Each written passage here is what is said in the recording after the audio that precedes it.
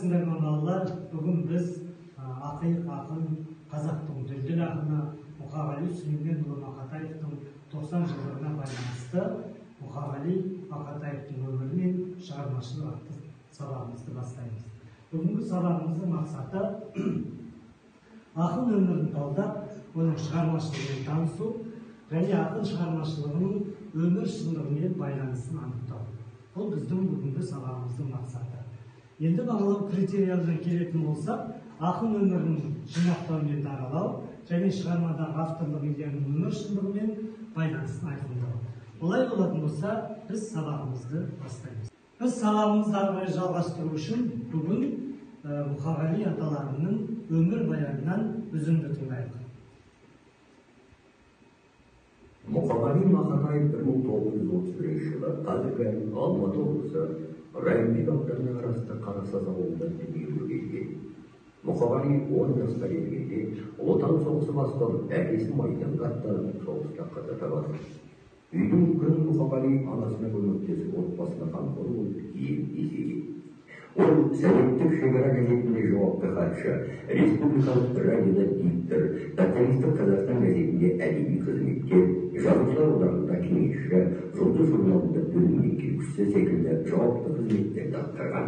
Ақын 1976 жылы 27 наурызда дүниеден өтті.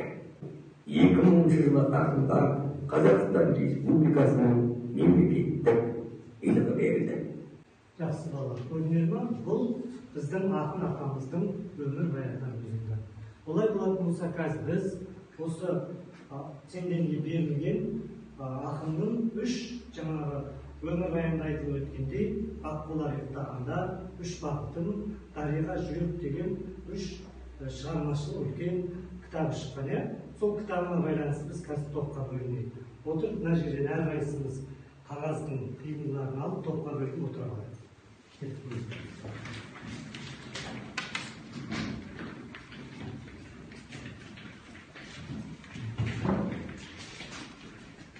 Тез-тез арақашықтық сақтап отыра алайық.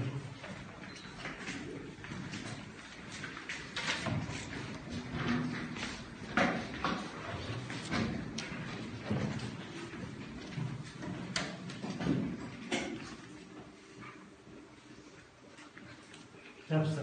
Олай болмаса, бірінші топ Аққулар ұйықтағанда, екінші топ 3 бақыттың, үшінші топ дарияға жүрек. Өте жақсы. Ары қарай сабағымызды жалғастыру мақсатында күнделікті сабағымызда қолданып жүрген ыстық картоп әдісі бойынша сабағымызды ары қарай жалғастырайық.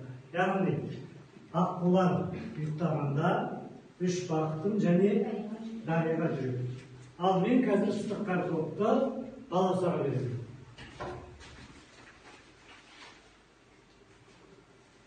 Мұқағали Мақатаев неше тіл білді?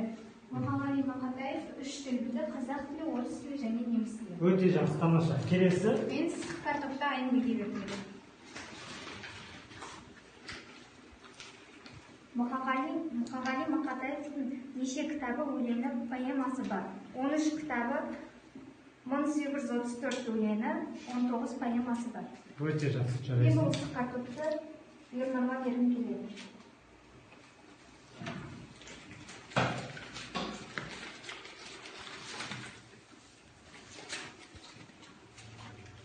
Мұқағали қаншалыншы жылы дүниеге келді?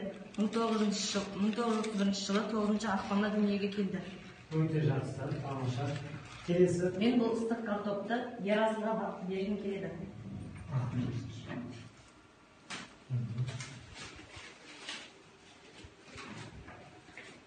Мұқағалидың туған жері Алматы облысы Нарынқол ауданы. Мен бұл ыстық картопты Каринаға беріп едім.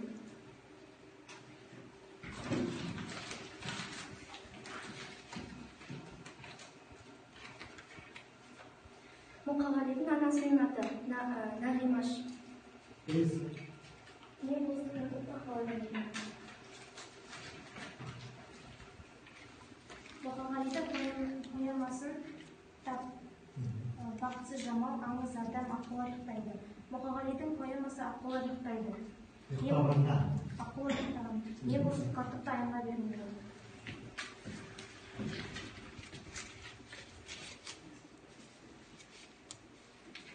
Мұқағалидың қай қызы 10 жасында қайтыс болды. Мұқағалидың Майгүл атты қызы 10 жасында қаза тауып қайтыс болған. Мен осы картоптағы жарқынға бергім келеді.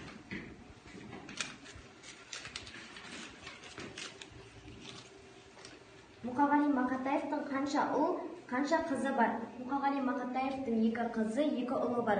Бір қызы қайтыс болған. Жақсы. Мен картопты Тоғжанға бергім келеді. Мұқағали қай жылы Түмен отбасын құрды? 1949 жылы Лашын апаңызбен тұрмыс құрған. Балалар, енді ары қарай сабағымызды жалғастырайық. Қазір сендер бұл жерде топпен жұмыс істеуге болады, жеке жұмыс істеп те қабылдаңдар. Қазір бірінші топ Аққулар ұйықтағанда, екінші топ үш бақытым, үшінші топ Дариға жүрек. Енді әр топқа мен тапсырма беремін. Яғни бірінші Аққулар ұйықтағанда тобына мына ақ қағазға Мұқағали Мақатаев аталарының өмірбаяны туралы қаншалықты біледі екенсіңдер. Топпен де, жүппен де жұмыс жасай беруге болады. Бұл бірінші топқа берілген тапсырма. Екінші топ үш бақыттың тобына шығармашылық, яғни шығармашылық тапсырма сіздерге Мұқағали Мақатаевтың өлеңдерін топтастырамыз. Және бір өлеңін жатқа оқитындай боламыз. Сіздерге де топпен де жұмыс істеуге болады, жеке де жұмыс істеуге болады.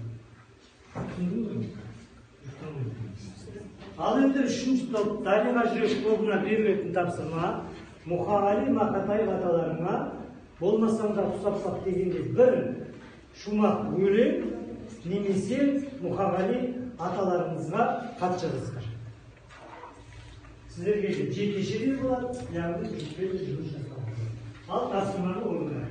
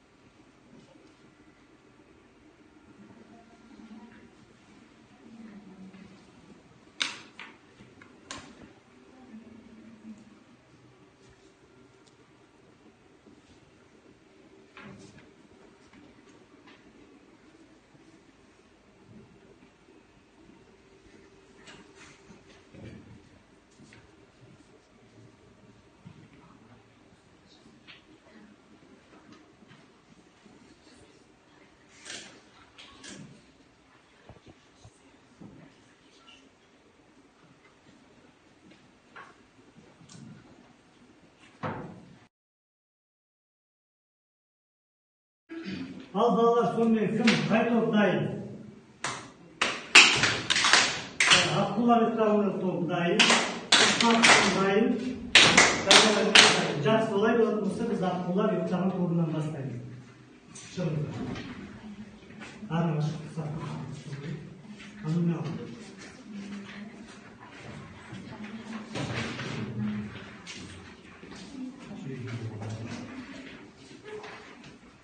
Тез.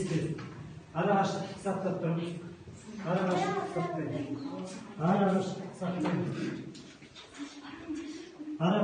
сақтаймыз. Жақсы. Мұқағали Мақатаев қазақтың лирик ақыны, мемлекеттік сыйлықтың иегері. Ол 1931 жылы 9 ақпанда Алматы облысының Арқыл ауданында Қарасаз ауылында дүниеге келген. Мұқағали Мақатаев қазақ тарихында ең оқырманы көп, қалың халықтың басты жанашыры болған суреткер. Асан шақырып қойған аты Мұхаммедқали. Ақынның алғашқы өлеңдері қырман басында қойшы бала әктай деп аталады. Шахматты, аңға шығуды, балық аулауды өте жақсы көрген. Хобби үйдегі ас жиһазды орын ауыстырып қою. Өзі бұқар палау, наманган палау деп ат қойып палау басатын. Өлеңді көбінесе күзде қыста өндіріп жазатын. Азия ақындарының арасында Дантені алғаш аударған Мұқағали болды. Үш бақыттың тобы.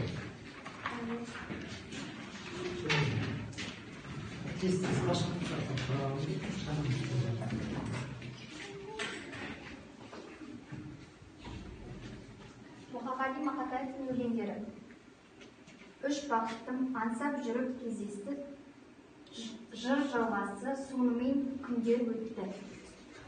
Жақсы. Айтарларыңыз бар ма?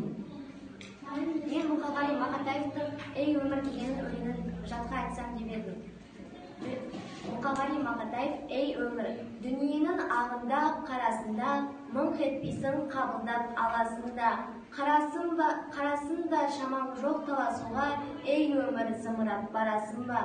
Жер мен көктің желпініп арасында, желігесің, түсесің қара суға. Құйын қуған қанбақтай аласыра, ей өмірін зымырап барасың ба? Мен отырмын теңіздің жағасында, бересінде жоқ оған аласында. Мені тастап толқындар барасың ба? Толқынданып өмірім барасың ба? Шам шығарып ізінен құйындаған, барасың ба өмірім қиындаған? Сыйын маған, ей өмір, сыйын маған, сыйынды алам мен сенің бұйырған. Келесі Дариға жүрек тобынан кім шығады?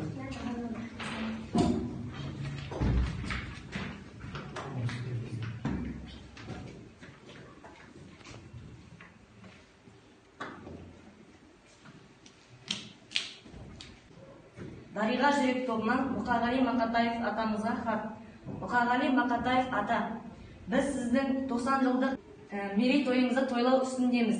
Біз сіздің әр жылдығыңызға әртүрлі хат жолдап, өлең шығарып, әртүрлі кештер ұйымдастыра отырып, сізді еске алу кешін өткіземіз. Бұл іс-шараларда біз сіздің бүкіл тарихыңыз айтылмақ. Біздің дәстүрлі еске алушы мерекеміз осылай жалғасады. Жақсы, тамаша, жарайсыңдар.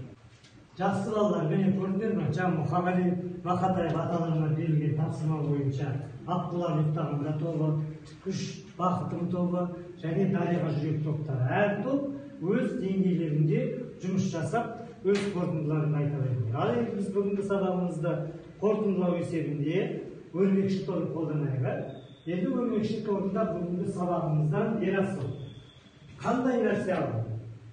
Не білдің? Маған бүгінгі сабақ ұнады. Мен бүгін Мұқағали Мақатаев жайлы көптеген мәлімет алдым. Қай өңірде дүниеге келгені жайлы толық мәлімет бердім деп айта аламын. Жақсы. Мен бүгінгі сабақта өзім білмеген мәліметтерді біле түстім. Мен Мұқағали Мақатаев атамыздың үйлердегі жиһаздарын орын ауыстырып қоятын жайлы білдім. Өте жақсы. Ары қарай Балауса. Бүгінгі сабақ мен үшін қызықты болды, және де Мұқағали Мақатаевтың мен үшін ең қызықты болғаны оның қызығушылықтары туралы, хобби жайында айтылған жерде. Жақсы. Ары қарай. Не білдің? Мен бүгінгі сабақта Мұқағали Мақатаев атамыздың хобби, яғни кез келген палау пісіріп, соған өзі ат қоятын туралы қызықты дерек білдім. Өте жақсы. Ары қарай. Мен бүгінгі сабақтан Мұқағали атамыздың мен алғашқы өлең жинағы туралы білдім. Жақсы. Құралай. Мен бүгінгі сабақта Мұқағали Мақатаев атамыздың шындысының Мұхаммедқали екенін білдім. Жақсы. Аружан. Мен бүгінгі сабақта Мұқағали атамыздың шахмат ойнап балыққа баруды жақсы көретінін білдім. Жақсы. Ернұр. Мен бүгінгі сабақта Мұқағали атамыздың Дариға жүрек және Аққулар ұйықтағанда туралы кітаптары туралы мәліметтер біле алдым. Жақсы. Карина Немис. Мен бүгін Мұқағали Мақатаевтың көптеген шығармалары бар екенін білдім. Жақсы. Doğru. Мен бүгінгі сабақта Мұқағали Мақатаевтың отбасы жайлы көптеген мәліметтер алдым. Айнагүл. Маған бүгінгі сабақ түсінікті болды, және де Мұқағали Мақатаевтың шын инсан екенін білдім. Жақсы балалар. Олай болатын болса, міне осы өздерінің айтқан пікірлерінен бүгінгі Мұқағали Сүлейменұлы Мақатаев аталарының өмірбаяны туралы, оның жан-жақтылығы туралы өздерінің осы өрмекші тобында ойларын айтыңдар. Сондықтан өрмекшінің тобы қандай мықты болса, сендердің алған білімдерің де сондай мықты болсын. Бүгінгі қатысқан сабақтарына көп-көп рахмет. Тағы да бүгінгі Мұқағали атамыздың 90 жылдық мерекесі құтты болсын. Қазір өз пікірлерін, өз ойларыңды білім ағашына стикер арқылы жазып кетіңіздер.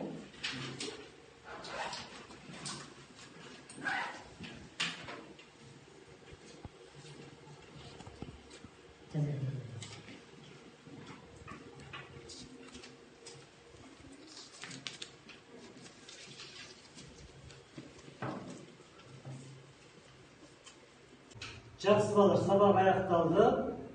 Қолдарындағы стикерге өздерінің ойларында кері байланыстарды жазып, бағалау ағашына жарысып кетсеңіздер.